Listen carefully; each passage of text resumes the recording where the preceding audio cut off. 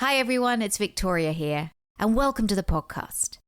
Before we begin, I wanted to let you know about the free courses the Victoria Stilwell Academy has available to enroll in right now for dog geeks like you. Just go to vsdogtrainingacademy.com and click the enroll button, and you'll see the free course options. That's vsdogtrainingacademy.com. See you there.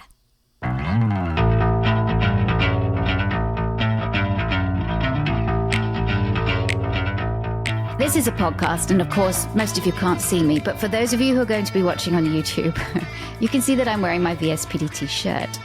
And this is really important because one of our oldest and dearest, not oldest in age, I mean the longest, oh my goodness, she'll kill me, VSPDTs is the wonderful Jo Pay. She is a dog trainer extraordinaire.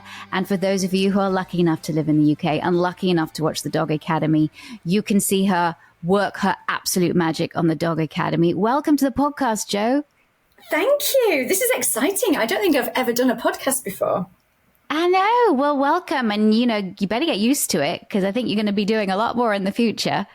I don't know. Do you know, isn't it funny? After being on TV, I'm still nervous being on a podcast.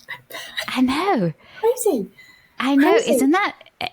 Isn't that strange? I mean, I'm the same thing. I think, with television as well, it's not live. I think the live, even though this isn't going out live, we're still not editing. So it's sort of like it is live. And at least with television, that it's not live unless you're doing live TV, which I know you've had a little bit of experience doing now. Yes, that was trial by fire as well. Geez.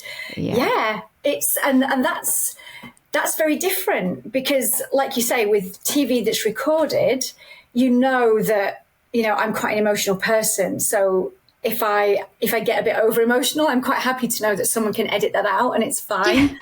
Whereas doing the live TV with this microphone attached to my shirt, and the subject matter was very emotional, and the lady I was on with, I found it very difficult to relate to her, shall we say, let's be polite. And I could feel my heart rate going up. And I'm sat there thinking, what if this microphone can hear my heart? Because it's right here on my chest. And so I'm taking all these deep breaths, and my friends watching thought, oh, wow, she's getting really wound up. And I wasn't. I was trying to slow my own heart rate down. So, yeah, it's been an interesting 12 months, hasn't it, really? It really has. Well, we've known each other for a long time. And of course, you're the European coordinator for Victoria Stilwell Academy, VSA. You've been a VSPDT for years, but have founded an amazing company, Standish Dog Trainer, in Standish, which is near Manchester, near Wigan, Manchester. Yeah. And you have built up an incredible business. When did you start? What started you on your journey? For those people, because we do have a lot of dog trainers listening, or people who want to be dog trainers, and students, of course, as you know, that are in the course right now, that are excited about beginning their dog training businesses and their journeys. Like, what was your journey? So I'm quite old. Yeah, I'm older than you, Jo, so that makes me very old. We're more or less the same age, aren't we? Yes, we are. I started dog training a very long time ago. When I started dog training, it wasn't something you could learn at university. There were, right back then, I'm talking like 1995, 1996. And we have students who weren't even born then, don't we, on VSA? We do, which is terrifying. But at the time, you could do correspondence courses by mail. So I was working an office job and I hated it. I hate being indoors. And I was engaged to be married, and I started doing these correspondence courses. And when my husband to-be and I moved into our first house together, there was a boarding kennel down the road. And I'll never forget this wonderful man who owned the boarding kennel, Clive.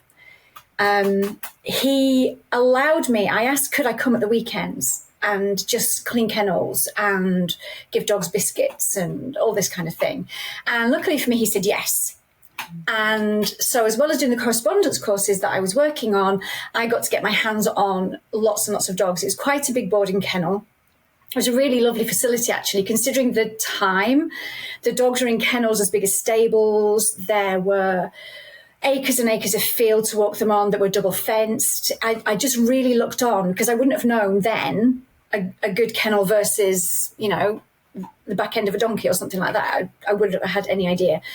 But Clive was great. And I remember this one day he caught me looking over the stable door at this dog that I had to get out and take for a walk and then clean the kennel. And I looked over and it was a Staffordshire Bull Terrier, quite a big one.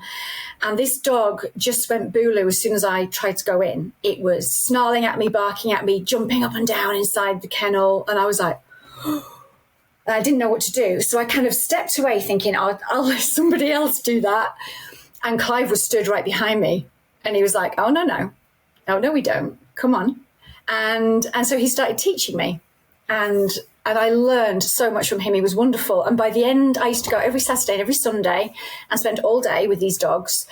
And by the end of it, I used to be the person they relied on to get the difficult dogs out of the kennel because I'd learned how. From there, a job came up. Craig and I lived down south at the time, and a job came up at Hearing Dogs for Deaf People. And I applied. And it was a wonderful interview process. And at the time, Hearing Dogs is based in an Oxfordshire village called Lucknow. And the site was just beautiful. And it was like a dream. And then I got a call to say, no, you didn't make it. And I was like... And then I got another interview. Something happened. I got another interview. And at the time, Anthony Blunt, the director of Hearing Dogs at the time, he's since passed away, sadly, had an interview with him. And he said to me, why should I give you the job? Tell me why. And I said to him, I don't think I've ever been this brave since, but I said to him, because no one else can do this job as well as I can. I want the job so much. No one will do a better job than me. And he went, okay. And then I got a call the next day and they still said no. So what? I know. And then a week later, on a Friday night, I got a call from his secretary. And she said, the girl who got the job didn't show. She hasn't showed up all week. You were second on the list. Do you want it? And I was like, oh, God, do I want it? So that's when I started working with dogs as my job. And I was really lucky because at the time, the other director of the charity was Claire Guest, who now runs Medical Detection Dogs. And Andy Cook, who I think, is he Support Dogs or something like that, I think? Yeah, I think so. And so I got so much in-house training from Claire Guest, which was like, wow. And my job was to be a puppy socialising trainer. So my job was to recruit puppy socialising volunteers to take dogs into their houses. It was to assess dogs for their criteria as a hearing dog and to run puppy classes for them.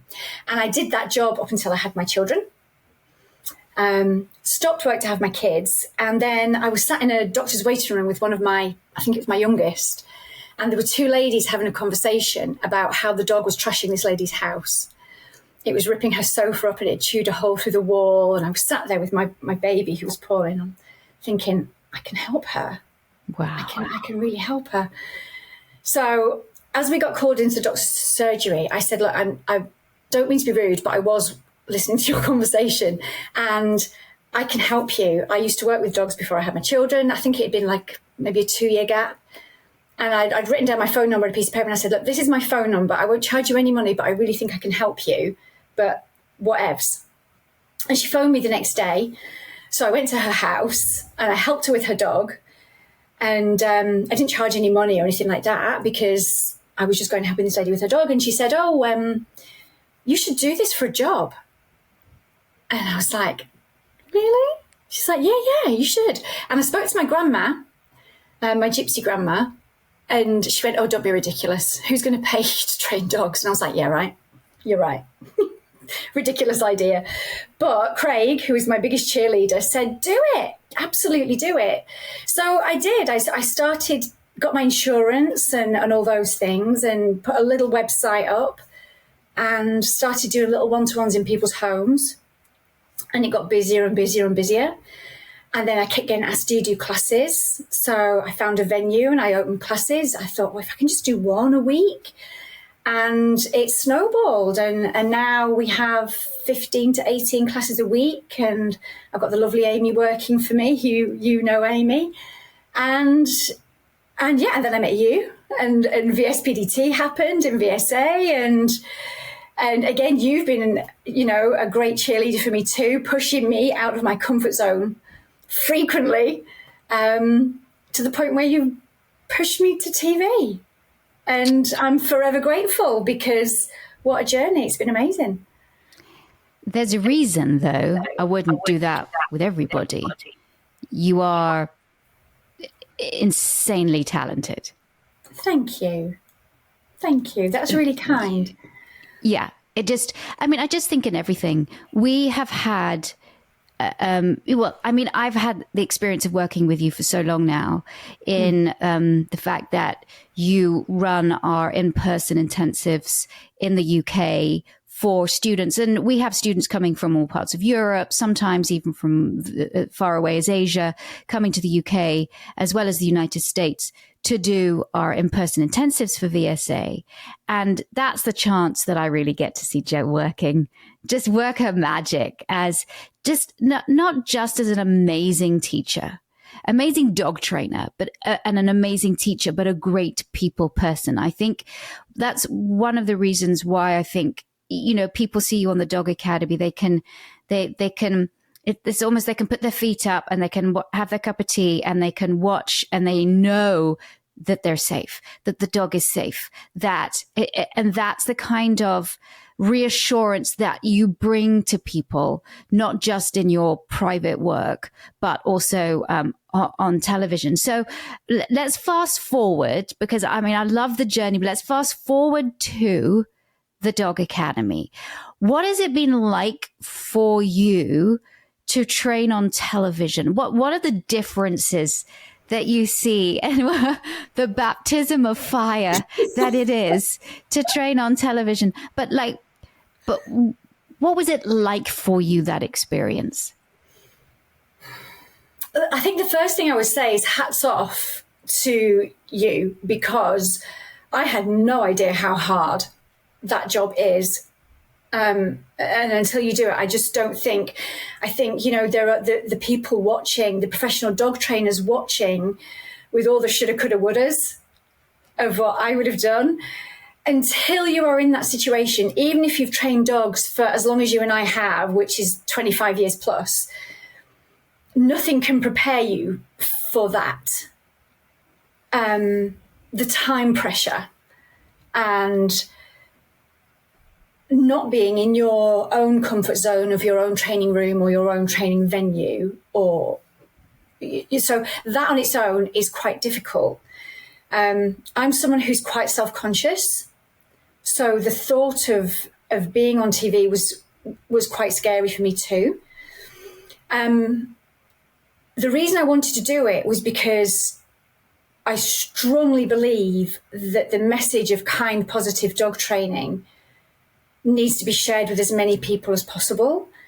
And I think the results need to be witnessed. And for me, TV is the way to do that. It's how to get our message across.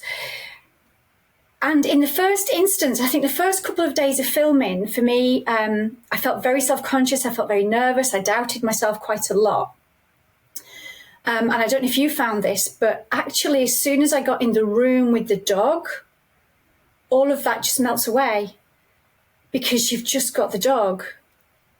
And then you start your detective work and your problem solving, and you try a bit of this and you try a bit of that. And then everything else fades away because you're just so intent on that little person in front of you, or that big person, depending on the dog. But actually, what was lovely was everything else faded away. And I think we were probably very lucky with the media company that we work with, that they really helped us. And I think they made that journey for me probably a lot easier than other people have had it. But as soon as you're with the dog, you just do your job, don't you? You do. I always say that I don't really enjoy the process of filming the actual stuff around it. I don't. I do. I love working with the crews. I've had amazing crews over the years. I love working, meeting families and of course the dogs. All the sort of the pickups and the this and the that and the entrances and all of that filming minutia that you have to do to tell the story is something I don't really enjoy. But when I start working with the dogs and you're focused on teaching that dog something or you're problem solving, that, of course, you're absolutely right. Everything melts away and you're doing what you love to do.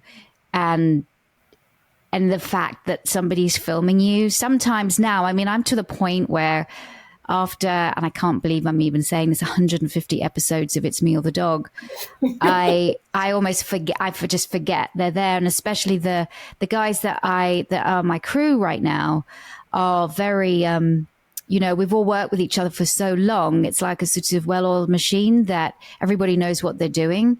And so I truly can just focus on the dog. But I think the Dog Academy for me is something different because, of course, we're not going into homes on the Dog Academy, right? We are taking the dog out from its normal environment. They're coming to this gorgeous place, but they're still coming to this totally new place where they're meeting a whole load of strangers with strange equipment, and they're supposed to learn and we're supposed to teach them.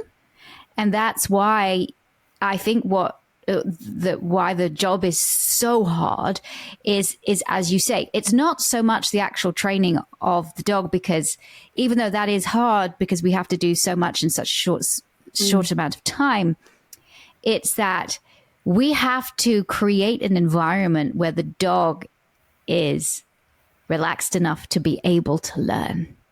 Absolutely.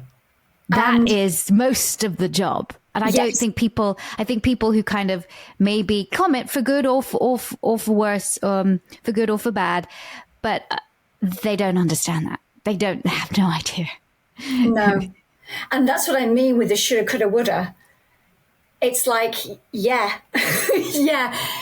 We make a training plan, don't we? We make a training plan, and as all dog trainers do, we adapt at the time, but the level of adaptation needed is on a whole new level.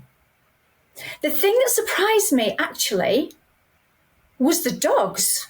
So there were some dogs that we couldn't help in that environment. And maybe that happens with It's Me or the Dog, I don't know. And hopefully we're allowed to have this conversation. But there are some dogs that in that environment are not set up well to learn, and we can't help them on that day or that series of days. And I think the thing to note is that all of the dogs we work with get follow-up with us. Yes. I think that's really important that people understand that. It's not they get this little bit of time and that's it, forgotten. There are many of those clients that we're still in touch with. Maya, for example, Maya's mum and dad message me all the time, not because anything's wrong, because actually everything is right and they've had lots of backup training. So, and for those of you who've been watching the Dog Academy, Maya is the dog that attacked, I would say, when she was in her crate, and attacked anytime the windscreen wiper was on in the car or in a car behind. So when she was traveling in the car and it was raining, the windscreen wipers on. I mean, this dog went full out. She wanted to get those windscreen wipers. Yes, she did. And and so it wasn't just in their car. Oh, so, no. Putting a dog in a crate with a blanket over and everything, that didn't stop her, because even though she might not have been able to see it, she certainly heard it, which of course was the reason why. But yes, so carry on about my, So I mean, they've all had follow-up. So I think that's something that's important to note. But, and there were some dogs we couldn't help on the day. And I think the important thing to note is those dogs also got help. We followed up with those dogs too. But the thing that really amazed me and surprised me was quite often you or I or Adam or Nancy or, all the team would go, I don't think I'm going to be able to train the dog to do this because this environment is not right. And then those dogs, they just, they were so, I don't know what the word is. They tried so hard and they were so resilient. I don't know what the right word is. They were so resilient. I think you're right. I think they just adapted. And we really try and create an environment of safety there where they feel safe. And I think it was with most of the dogs that worked. So they were able just to go. And I think some of the dogs were almost like, thank you. Oh, yeah. Thank you. Maya being case in point. Wow. But they were all like that, weren't they? If you think of, I mean, you and Adam had so many aggressive dogs to deal with. Yeah. We did. And some of them, I mean, because we film actually more than you see. And so we film more cases than you see. And so Adam and I seem to get a lot of the resource guarders. And but it truly, when you see the fact that the people who love their dogs, I mean, they wouldn't bring them to the dog academy if they didn't love them and they wanted to make things work. But it truly was when you see the light bulb go off in these people and they finally realize, oh my gosh, I was thinking one thing, but actually my dog is feeling another. And that change, and it's almost like the dog looks at them, goes, when they reunited, what are you doing? You've never done that before. Yeah. That's the magic. And you're filming it and you're seeing it play out in real time. And it's emotional. It's so emotional.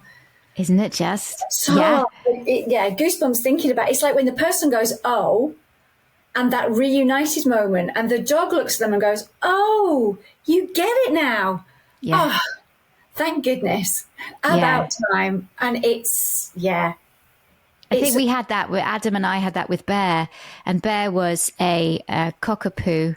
Was it a cockapoo or cat? I don't know. It was a mixture of stuff. Cockapoo, but he was. I mean, he had an unbelievably hard mouthing problem where he did not stop mouthing, and in fact, he was playing, but a big resource guarder as well, where he meant business. He would bite you if you went near his toy, or if he'd taken something and you tried to get it off him, he would bite, he would attack you. And so, but it was trying to get the couple on the same page, but to understand from each other's point of view what they were doing with the dog and how that was impacting the dog and how confused Bear was. And he just was so confused. And that was his way of communicating, was this frenzied hard mouthing, because he couldn't get them to understand him any other way. But when they finally realized what was going on and they changed their behavior, and we taught Bear different ways to communicate, it was poetry in motion, changed their lives. Can you change a dog and a family's life? 3, 4, 5 hours at the dog academy? Yes. Others, can you just set them on the launch pad to success? Yes, because that's how I see it too. I see it as a launch pad. I see some of it's me or the dog, where I have a tiny bit more time with the dogs, but not much more, as a launch pad to understanding. That's how I see it. Yes. You can't, with a lot of the dogs that we saw, the problems have been ongoing for a really long time. So to expect those to change completely in such a short space of time is just unrealistic. But in that short space of time, you can put many management strategies and start to train new behaviours that will definitely put you on that launch pad and will make change from that day forward. Maybe not the whole journey, but certainly there will be change from that day forward. And I think that's really important for people to understand as well. I've had Andrew Hale on the podcast a lot, and I love talking with Andrew. And of course, you know him very well, but he always uses this word relief, and I think that's what we bring is relief to people, even if they're like, oh my gosh, I didn't think that my dog was doing it because of that, and now I feel really bad. It's still a relief to them. They know, and now they know what to do. But it's a relief for the dogs as well. We are providing that relief and that understanding. And of course, at VSA, we teach our students. We sort of see it as the trainers of the bridge, and we've got dogs' needs on one side, dog and their needs on one side, and people and their needs on the other, and we are responsible in sort of providing that bridge between them. And that's all we're doing at the Dog Academy, isn't it? That's all we're doing. Yeah, absolutely. And you use the word we're responsible for that, and it's a big responsibility that shouldn't be taken lightly. When you go into someone's home, or you are on, as we have been lucky enough to be, on a TV show where you can share the message with so many more people, it's a huge responsibility, and it should be treated with the respect it deserves. I think as our profession, we do change people's lives, but if we don't listen to the people and the dogs carefully, we could also be responsible for making things worse. So it's something that should be treated very respectfully, I think. Yeah, no pressure. No pressure. Oh, my goodness. All right. So, we're going to take a short break. But after the break, I want to talk about what it is like living with a timid dog, a dog that has a lot of challenges. And you know that very well because, of course, your beautiful Border Collie Twist. And I think the information that you'll be able to give people who live with dogs that have similar challenges will be really, really valuable. So, guys, we will be back very shortly. Are you a dog trainer looking to take your knowledge and skills to the highest level? Or maybe you're a dog guardian interested in figuring out whether your love of dogs can translate into more of a career than a hobby? Or are you already working in the pet industry but recognize that you need to fill some gaps when it comes to how to manage dog behavior so that you can better serve your existing clients? No matter where you are on your journey, the Victoria Stilwell Academy has courses that can help you get to where you want to go. From our free Building Your Dog's Confidence starter course, to the powerful Fundamentals of Dog Training and Behavior course, all the way up to our flagship Professional Dog Trainer course, we have options for every skill level and budget. All you have to do is be passionate about giving dogs the best lives possible. All of our courses are available online anywhere around the world 24/7. No gimmicky sales tactics where you need to act within a certain window to enroll. My amazing team at the Victoria Stilwell Academy understands that we need to be ready to serve you whenever the time is right for you to make the jump. Whether that means dipping your toes into our free courses or realizing your fullest professional dog training dream by enrolling in the dog trainer course. So, join the thousands of dog geeks like you that are a part of our amazing and supportive VSA family today. We have Academy specialists available to talk with you and figure out how we can help you reach your dog training goals, or you can enroll in a starter course for free right now. The Victoria Stilwell Academy. It's the future of dog training. All right, everybody. I am back with Joe Pay, and we are talking all things dog training, which of course I absolutely love. I want to sort of pivot a little bit away from the Dog Academy to talk about Twist and what it is like living with a dog that has certain challenges. And of course, I think you were, okay, we will go back to the Dog Academy a little bit, but you worked with a dog that had similar issues to Twist, that was quite fearful of people and have found social interaction extremely difficult and was definitely a bite risk. And so you were the perfect person to understand what this family was going through with their Border Collie. So could you tell us about Twist and about some of the issues that he has and your journey with him? Yeah. So I had a Border Collie already. You've met my old boy Indy. Yes, he's lovely. And as he got older, I decided that I'd like another one. So I went back to the same breeder that I got him from.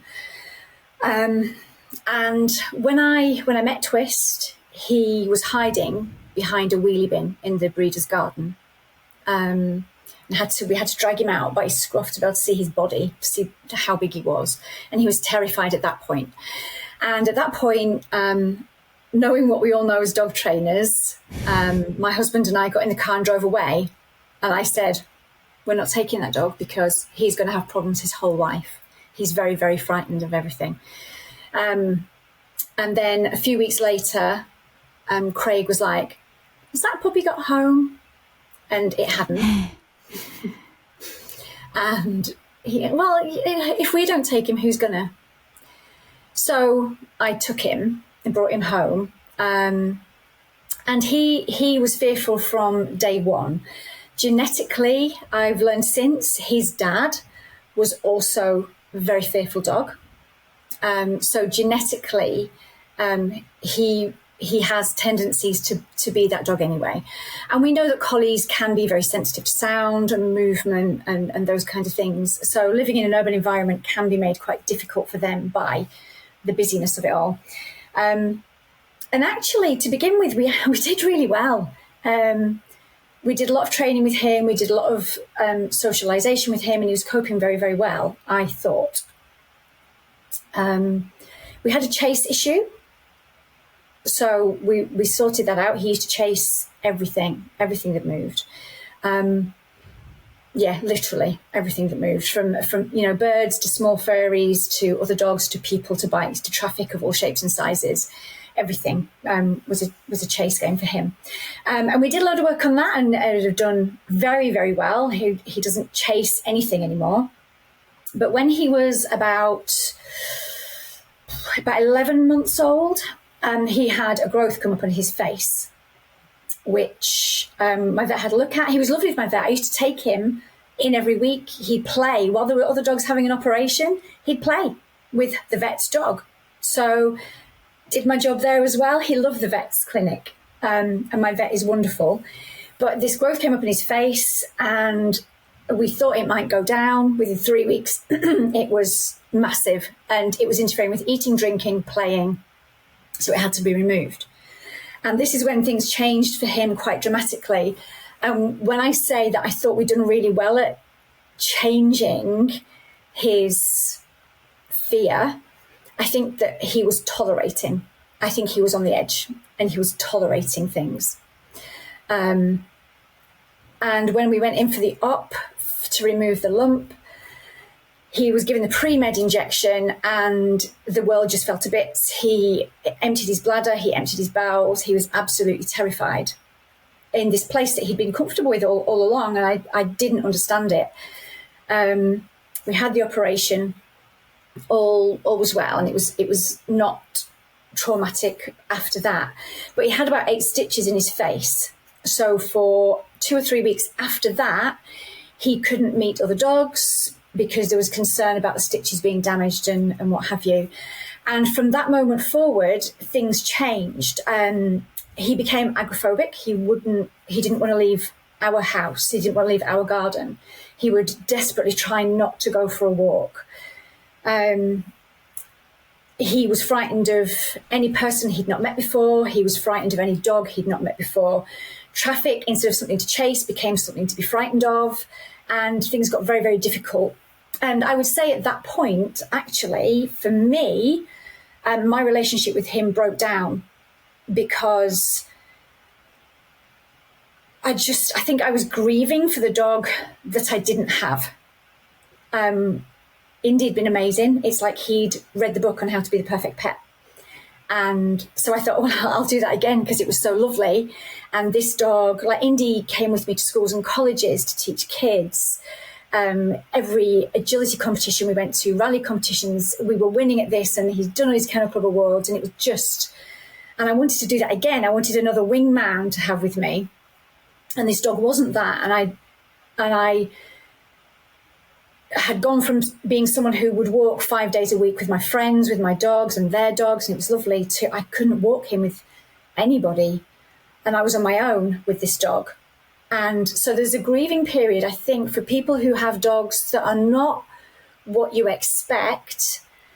There's a grieving period for what you don't have. And that's really hard to understand. And I think until you've been through it, you just can't get your head around it, because I can't, still to this day, Twist has improved immeasurably, in my opinion. Still to this day, I could not take him to a pub beer garden. Absolutely not. I can't walk him where there are unpredictable dogs and people. When visitors come to my house, I select the visitors who meet Twist very carefully, and that they will listen to me and they will understand him. So things aren't normal, I would say, but things are better than they were. And I just think it's really important for people who have a fearful dog to cut themselves some slack. And it's okay to feel sad and cry for the dog that you don't have, that you really, really wanted, and this is what you've got instead. That's really tough. And you know, all kinds of things creep up on you. So Twist has never, ever, ever had a problem in a car. But to give you an example of things that emerge as challenges when you've got someone who genetically is just not programmed to cope with the world very well, I changed my vehicle. And when I got my new car, it's the same model as my old car. It's like, it's the same thing, right?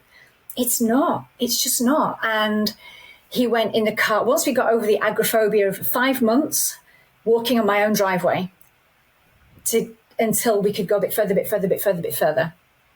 And we could walk again. I then changed my car, and that reset the world again for Twist. And he wouldn't go in the bag. And I'm not proud to say that I thought, do you know what, he's just being ridiculous. My ego maybe got the better of me, and I thought, oh, this is ridiculous. Picked him up because he's not too big, put him in the back of the car, shut the car. I'll go to where he likes to go for a walk, and he'll be fine. Oh, yes, it's another car, I'm fine. No, wrong. I just flooded him.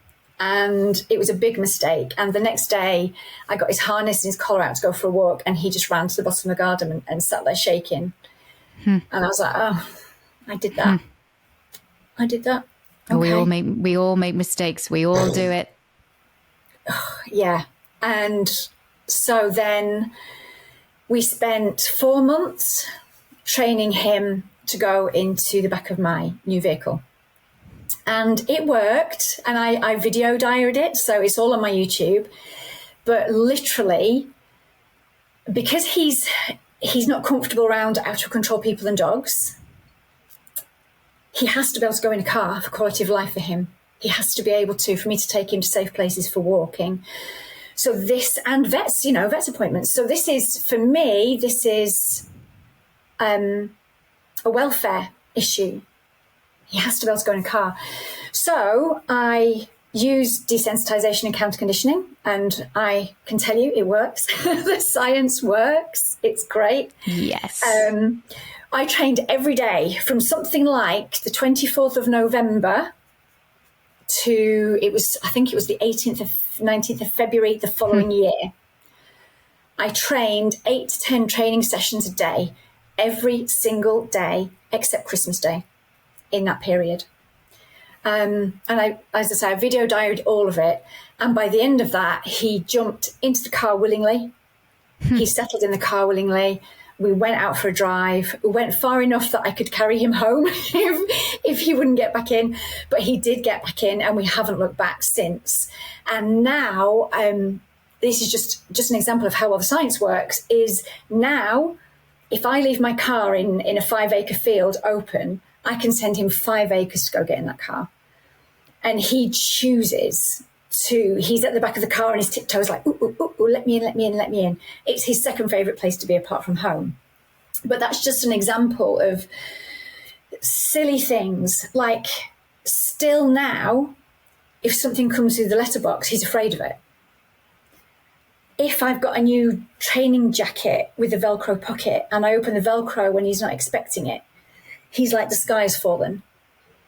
And, people look at dogs who behave in that way and they say, oh, that dog's been hit. I can tell you this dog has never been hit. But if you just rustle, here's a really silly one. my dogs get snacks of human food. Confession of a dog trainer. Oh, so do mine, of course. we share satsumas every day. It's the thing. My husband has to have gluten-free food, and gluten-free bread is really dry. And so I went to give, there was a little piece of bread left, and I went to give Twist this piece of gluten-free bread. And because it's dry, it just rasped on my thumb skin a little bit. End of the world. He would not eat that bread. He ran to his bed, he sat down, I offered it him, and he's like, no, thank you. And that was it. Game over. So I think important lessons to learn when you have a dog like Twist are that you can't always fix it completely. You just can't. And I have done a huge amount of training with him. I've learned so much. And in that process, the bond that I have with him is probably better than any other soul that I know on the whole planet, to be honest. But you can't always fix it. So my home is managed very carefully for him. His life is managed very carefully for him. The holiday we pick is about where can we take him safely. And I'm really lucky in that all of my family are happy to do that. Everyone is happy to bend their world. And, you know, anyone who meets Twist, once he's your friend, as you have learned, yes. He's your friend forever. He is. So, and I think that helps him a lot, because once you know him, you're like, okay, yeah, I'm willing to change my whole universe for you because you're lovely. But our holidays are picked with him in mind as the number one. Everything else is a nice to have, but it has to be remote. It has to have land to walk him on. I'm very lucky in that I can rent. I've got a wonderful 6-acre field that I can rent from a local landowner that no one else can go on, and I can take him there to walk. And yes, it is boring for me walking around the same field every day, but he absolutely loves it. Doing the same thing every day for him, routine and patterns are so important to him. So important. So yeah, living with a dog like Twist is an experience. There are probably, if I'm honest, there are probably things I can do that might make a change, but I think they would be more for my benefit than his. So I chose, after many conversations with Mihaela, my vet, I chose not to medicate Twist because I can manage his life. And I think the medication would give us the wriggle room to train him to be more confident to walk through the streets, to walk where there are off-lead dogs and people that we can't predict. With training alone, Twist will walk past people who don't try to interact with him in the street. He won't bat an eyelid at them. He won't chase anything. The training on that has been so careful that if he sees anything sudden move, he looks at me and sits down. I don't even need to ask him anymore. Dogs in the distance, running or walking or playing or barking, he doesn't react to anymore. But he can't cope if they run up to him. He will try and run away. He's a flight risk. So I think medicating, you know, some people would say, well, you know, why haven't you tried that? I thought about it a lot, and I just think the benefits would be more for me than him. So I've chosen not to. If he was a client dog and that client wanted more, then I would recommend veterinary behaviourist and a medication route probably for him. He's very repetitive. He's very compulsive. He used to, when I was on calls, he used to go in a clockwise direction around this room and lick the bottom right-hand corner of that radiator down there. You can see what he does now. Yeah, very different. His bottom. Yeah. So, you know, training has done a lot. It can't fix everything, but this is where we're at. And like vet checks for him, my vet's wonderful with him and he loves her. So that's covered. I have I don't know, we call it Twist Village. We have a village of people who can look after him. My veterinary physiotherapist who treats Indy, Twist adores her. People who I need to look after him, we've got in place. So I've got all my bases covered. Could I do more? Possibly. Would it benefit him or me? I feel like me. So now with a dog who's 10 years old, this is where we're at, and I won't do it again. I won't take that scared puppy again. But I also wouldn't be without him. And, you know, dogs like Marvin on the Dog Academy touched my heart very deeply because it allowed me, I understood Laura, his owner. Gosh, I cried so many tears with that lady because I really understood how she felt, and she thought no one in the world did. But I did. So it's given me a huge insight into how it feels for those people. And when you're a dog trainer, you can't be a dog trainer because you love dogs. You have to love dogs, but you have to be a dog trainer because you love people. And I do love people. So I think that he's been really good for me in that he has allowed me to understand those people and be able to reach those people and say, do you know what, it's okay. It's all right. I know how it feels and it's rubbish. It really is. But actually, it doesn't have to be all rubbish. It can be beautiful as well.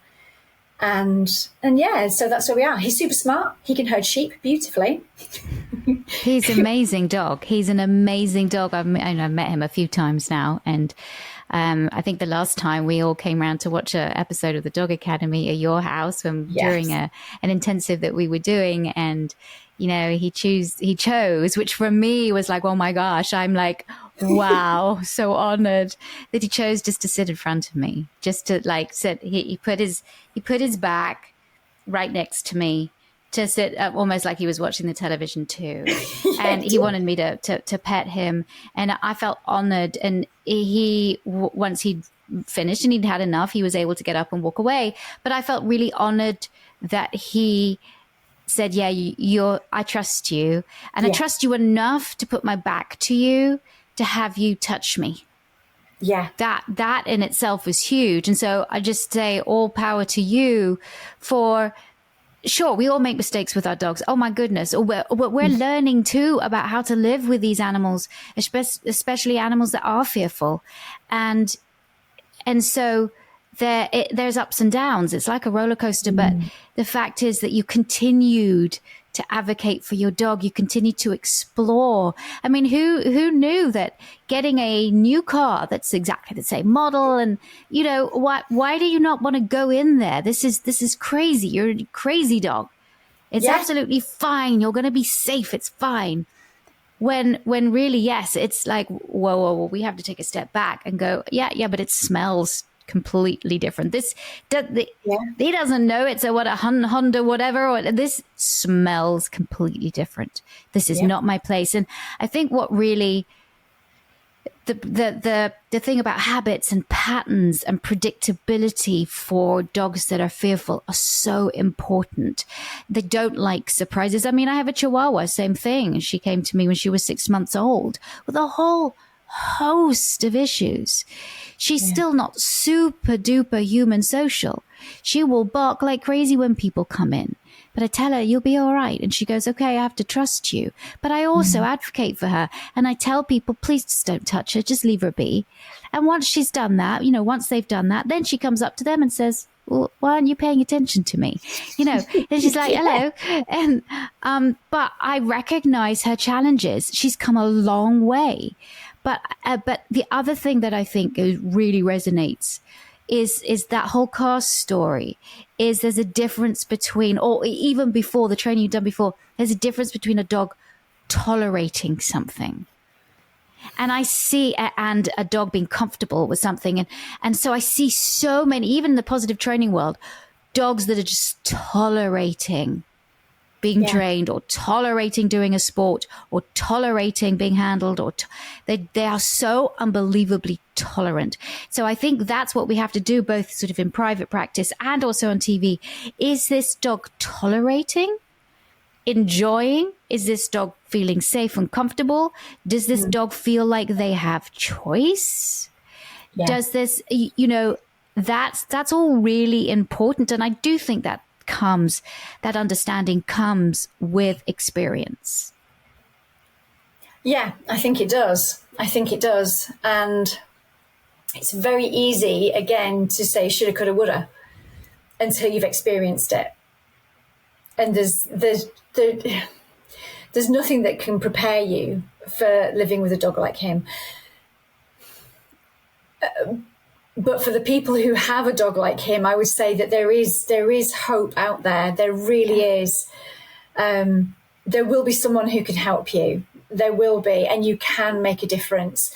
And having learned from him, and I'm sure there are countless dog trainers like me and like you with Jasmine who have learned from you and I and the others that have made a difference. But it's not for the faint-hearted. No. And I don't think anyone should go into taking on a dog like Twist or like Jasmine or like Marvin from the Dog Academy thinking that they're going to be a hero, because you pretty quickly learn that you're not a hero at all.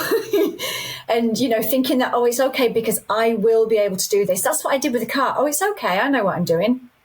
And I really didn't. So I just think that when you take a dog into your home, so many people have a big heart and want to rescue dogs that have had a bad start in life. And I think that's admirable. But I think that just make sure you know exactly what you're getting yourself into and that you are prepared for that, because it's not easy. It's not easy at all. Fills your heart so much, but it's not easy. There's plenty of grey hairs and wrinkles associated as well as a big heart. So when you go and you're picking out a puppy, or, even in the rescue shelter, I think in rescue dogs are slightly different because the shelter can be such a stressful environment. But if you're looking for that puppy, then just do be aware of the puppy that hides and doesn't want social interaction and is very fearful. I mean, and of course, because we're dog lovers, our hearts naturally go to that one. But do make sure that you have the knowledge and the time and the understanding that the future could be tricky with a dog like that. And there's plenty of people that will take those kind of dogs on. But you're right, that's not for the faint of heart. Joe, I'm so pleased that we could chat today. And thank you so much for being so honest and sharing your stories with us.